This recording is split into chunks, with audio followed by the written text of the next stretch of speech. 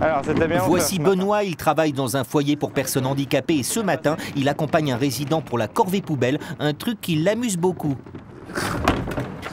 Allez, vas-y maintenant. Au boulot. On joue après. Bravo. Dans la maison, on a des autistes, des psychotiques, des trisomiques, tous les handicaps mélangés. Et mon but, c'est d'améliorer ou de faire en sorte qu'ils aient une vie confortable et qu'ils puissent faire des activités comme des jeunes normaux, entre guillemets, pour qu'ils puissent s'épanouir le plus possible. Le rôle de Benoît, c'est d'accompagner les résidents dans tous les aspects de la vie quotidienne en développant leur autonomie et l'on n'échappe pas au rituel de la brosse à dents. Tu prends ta brosse à dents. Attends, t'es en train de faire quoi? C'est vrai que je les vois plus comme personnes voilà, avec une étiquette de personnes handicapées. J'essaye de voir autre chose, de ce qu'ils sont capables de faire, de ce qu'ils n'ont pas envie, de ce qu'ils aiment, pour pouvoir leur apporter tout ce qu'il faut dans leur quotidien. Avec toute l'équipe éducative ou les psychologues, et voilà, on fait un travail ensemble. Non, on joue après, d'accord? Après, c'est le jeu. Et on travaille. Son but, saisir toutes les opportunités pour stimuler la créativité des personnes dont il s'occupe. C'est pas pratique, hein, ton store. Il les aide dans les gestes quotidiens comme avec cette jeune enfant autiste, une activité sensible qui peut l'amener à affronter des moments de crise plutôt musclés. Là? Oh non, non, non, non, non, non, non. Non, non, non, non, non. C'est des crises, ils sortent d'eux-mêmes, ils ne se contrôlent plus. Donc ça, c'est des moments difficiles où quand on est attaché à un résident et que pendant 45 minutes, il faut le contenir parce qu'il est en crise et parce que sinon il se fait du mal ou il va faire du mal à des gens autour de lui.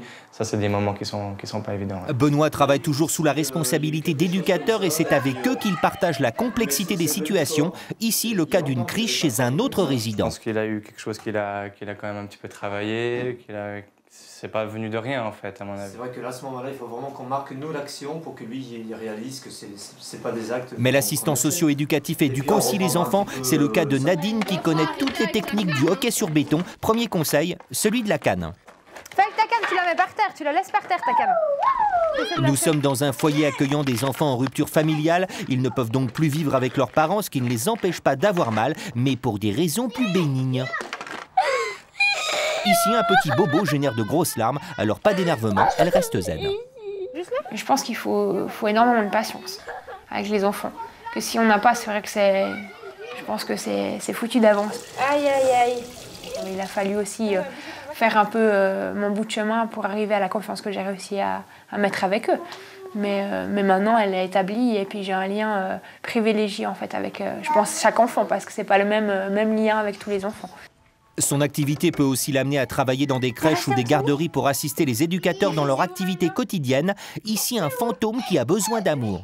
Je pense que c'est énorme ce qu'ils apportent. De l'amour déjà, ils en donnent, mais beaucoup, beaucoup, beaucoup. Et puis c'est ce que j'essaie de leur donner aussi. Mais je pense que les enfants, ils ont énormément à donner. Pour moi, c'est un plaisir de venir travailler le matin et puis de repartir le soir, en me réjouissant de la journée qui commencera le lendemain.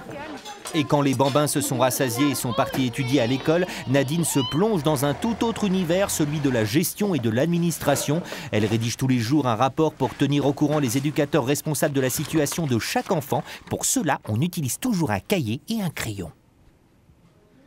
Voilà. Alors vous avez vu là... On change de lieu après les enfants, voici les personnes âgées. Roland est aussi assistant socio-éducatif. Sous la responsabilité de ses collègues, il organise pour les anciens des ateliers d'expression artistique.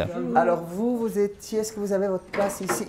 Vous en avez plusieurs qui ne sont pas finis, Madame Boudry. Hein. Alors je vais vous préparer plusieurs bleus, parce que là on va travailler avec plusieurs bleus. Mais Roland ne pousse pas seulement des chariots de peinture. Mon rôle aussi consiste à faire le lien entre le résident, la famille et les soins. Parce que nous, à la différence des soins, c'est qu'on est toute la journée avec la personne. Et à la différence aussi des familles. On prend la personne le matin et on la ramène le soir dans sa chambre, une fois qu'on est passé par tous les ateliers. Donc on connaît bien la personne.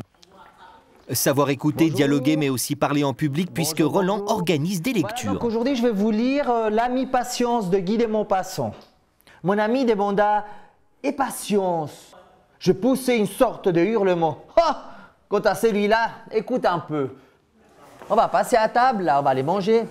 Les qualités qu'il faut avoir, c'est beaucoup d'écoute. Il faut avoir de la présence, il faut s'ajuster à la personne quand c'est une personne âgée.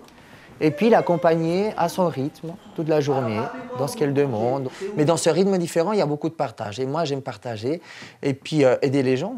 Pouvoir aider une personne dans toute sa journée, je trouve que j'ai ma place là-dedans.